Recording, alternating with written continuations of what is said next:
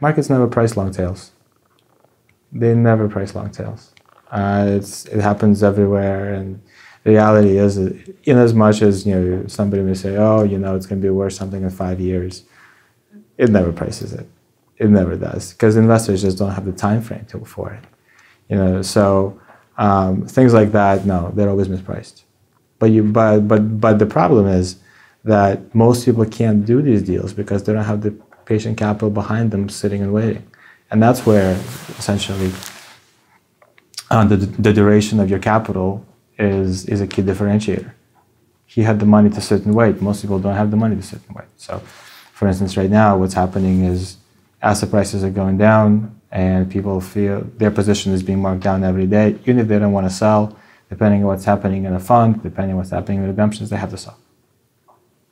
So, kind of the way you make money in mining is essentially buying cheap options. And you buy cheap options not because everybody can understand what you're doing, but because they just don't have the money. So it's that in a nutshell. In 02 and 03, nobody had money.